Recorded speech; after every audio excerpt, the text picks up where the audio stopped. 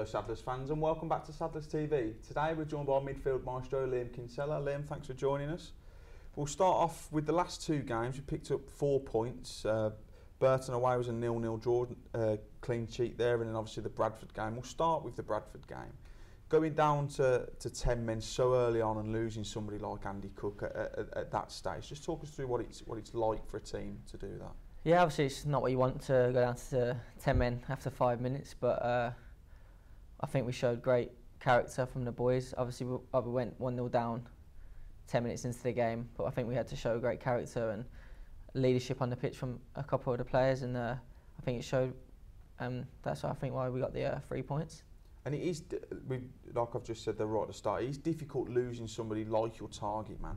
But when you've got a system that hadn't really been played that much before, it was a 4-2-3-1 with Zelly just behind Andy.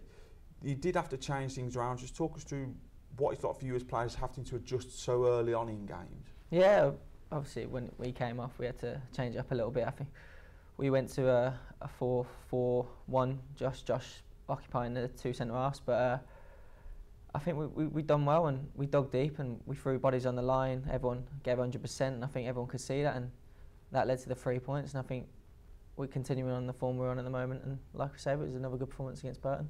And that the Bradford game, you said there people were throwing bodies on the line. It was almost taking us back to the start of the season where we went on that unbeaten run, and you just like to see that commitment. I'm not saying there was a commitment from players during the losing streak, but that commitment just gives the fans that little bit extra to play on, doesn't it? Yeah, I mean, yeah, it's good to see. I mean, everyone was putting their bodies on the line, and like you say, at the start of the season it showed that, and obviously losing the games we were still giving 100%, but obviously the results weren't going away. But like I say, against Bradford, the blocks were getting in, and it led to the 3 points, and it was a very good performance from the team.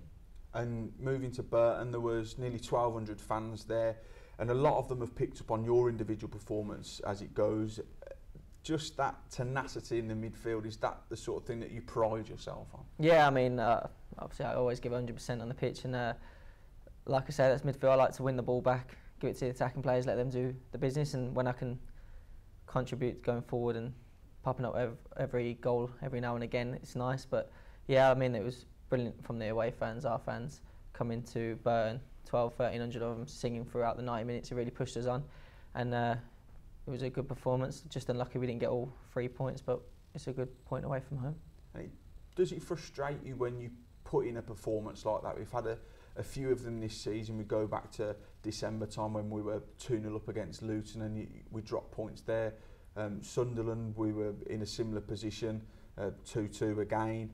A 0-0 performance against Burton, although it's a clean sheet and another point to add on a positive performance against Bradford, it must be frustrating for you knowing that there were chances in that game that we could have won it. Yeah, there was a few opportunities that we could win it.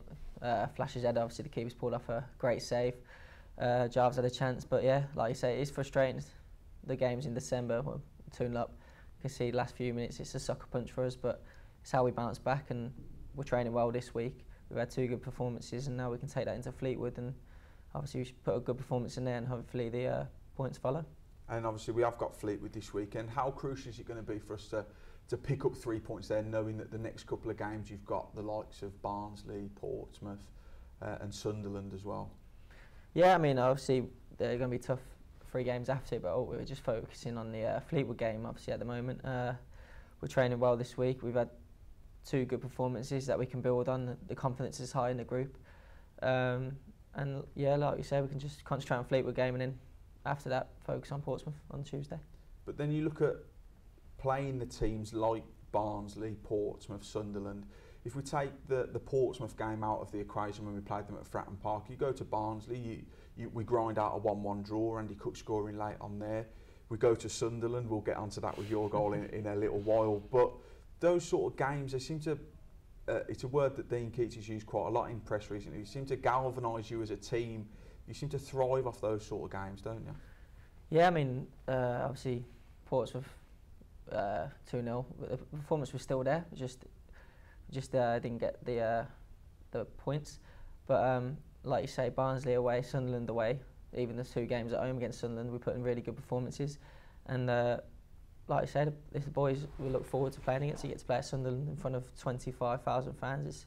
It's always good, but we just got to take that into the other games. Like, yeah, they're the big teams, but you got to do that against Fleetwood. You got to do it against the other teams in the league, and that's what we're doing at the moment. The last 2 games have showed that, and hopefully we can build on it.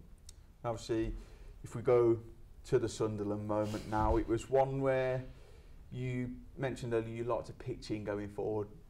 Stats will say otherwise with the 2 goals in the time that you've been here, but that goal, it was a special moment. I remember rising from my seat when you struck it. I was thinking to myself, just before you picked the ball up, don't shoot. And then when you went in, I was thinking, I'm glad you had a shot there. But just talk us through what you were going through, the emotions in that moment in time when you saw it at the back of the net. Well, obviously, I think as soon as I was shooting, I think a few of the other lads were saying don't shoot as well. But I just sat up nicely about 25, 30 yards out, and I just thought I'd give it a go. And thankfully, hit the back of the net, because if it didn't, I think I would have had a few comments from the lads. But yeah, it was a really good and special moment for myself, and doing it at Sunderland, very nice ground, and for it to be the winning goal to get us through to the next round of the FA Cup, yeah, it was a very special moment for me. I think I remember a comment, it might have been from Luke Lee after the game, saying he didn't think you had it in your legs to strike a ball from that distance.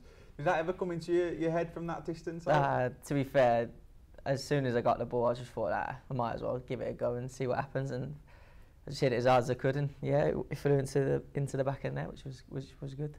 If we take a step back a couple of games now, you were out of the 18 altogether. It was something that fans picked up on. They seemed to think there was a lack of, I don't know, tenacity in the midfield. We've used it before earlier in the interview, that is about your style of play. How do you as a player deal with being out of the 18 altogether and not just out of the squad? Yeah, I mean, it is frustrating, obviously, coming out of the 18 and having to sit in the stands and watch the game, but it's just one of those things. It's football. You can either just lose your head and not train well, but being myself, I just trained as hard as I could during the week, and I got back into the team, and thankfully I'm playing the next 4 games after that, and it was a tough time, but obviously I had to deal with it. Like I say, it's football. And now I'm back in the team, you obviously don't look back. And you are still a young player. People may not recognise that, in actual fact, quite a lot of this squad are young players.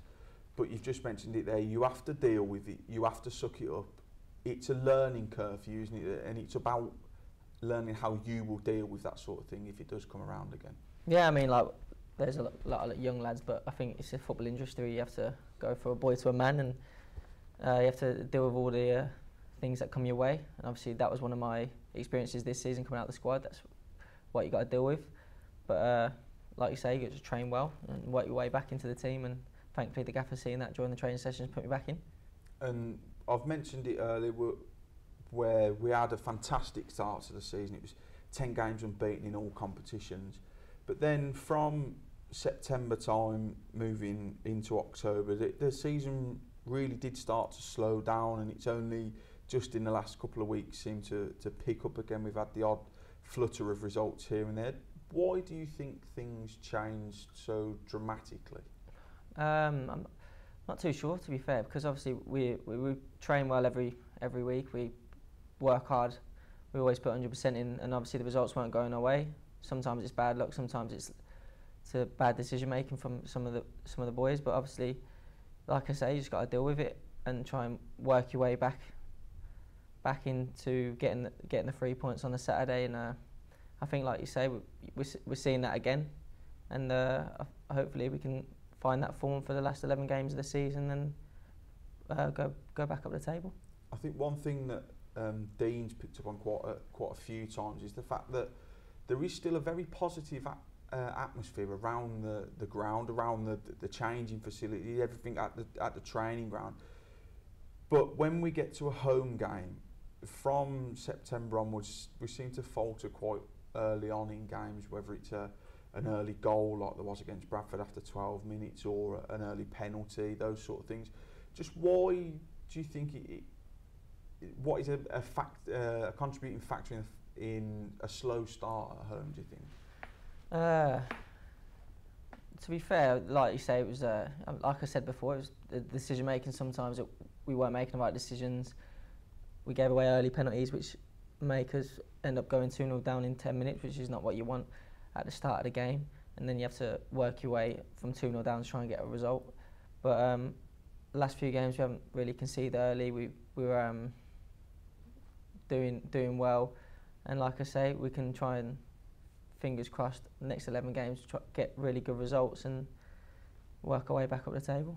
And obviously, it's never going to be a position that people want to be in, but we have been there before. We have got ourselves out of it before, and I touched upon it earlier. There is a confidence still there within the players. It is a young group. They do want to go out and express themselves. How confident are you that we can steer ourselves away from that danger? Yeah, like I said, it was a similar position to last year. We were near the bottom, but no one really wants to be there. But all you got to do is believe in yourself, and the confidence in the group at the moment is really high, and we're showing that in the last 2 performances, and we want to do that again on Saturday against Fleetwood, and fingers crossed get the 3 points and move up the table. I think being there and having done it before, although it's not with exactly the same squad, it's not with, well, it is with the same manager, but he will have come in halfway through the season last year. It does give you that almost battling attitude that you know what you've got to do to get out of it, doesn't it? Yeah, exactly. You see that at the Northampton game last year. Double scored last minute, and it was a great performance, and we got the 3 points that we needed. That pushed us on to nearly safety. All we needed was a point, and this year we're in a similar sort of situation, and hopefully we will be battling on the pitch and giving 100% for the shirt, and hopefully the performances and the results will come with that attitude. But one of the things I think most fans will pick up on at the moment, and I know the players and Dean's picked up on it as well, is the fact that if you look up to 13th position, there are actually only 2 points between us and 13th. It's such a close division at the moment, where you know that if you do get those points, you will push yourself further back up the table, won't you? Yeah, exactly. I mean, if we win on Saturday and results go our way, we'll be a mid-table back up the league. But like I say, you can only take it one game at a time, and obviously that's Fleetwood on Saturday, and hopefully we can put in a really good performance and get the 3 points that can push us up there. And if we look at the team that we've had so far this season, I think George Dobson mentioned it after the Burton game at the weekend. He's enjoyed playing in a 2, he's enjoyed playing in a 3.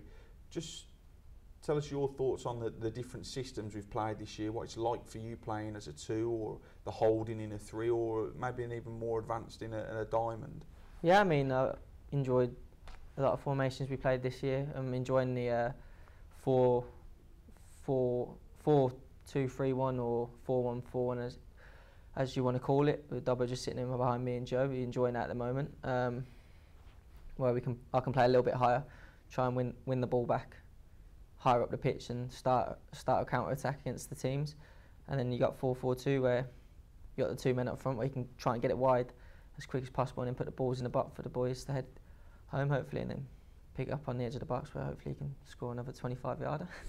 You do say though there that winning the ball higher at the pitch, if we notice it, if we have that attack is the best form of defence mentality, when we're going forward and you've got somebody like Flash up front who's willing to run the channels, it's all about finding those meaningful balls down the channels, isn't it, rather than just let's play a hoofball and get it up. It's all about keeping it simple, really, isn't it? Yeah, exactly. You want to win the ball back and then keep the ball for a bit. You don't want to just get rid of it and then have to try and win it back again. And like I say, last game, Burton, I think we showed that. We got on the ball, we had a lot of the ball, we used it quite well, and we got opportunities from it, but we just couldn't get the goal that would obviously win us the game.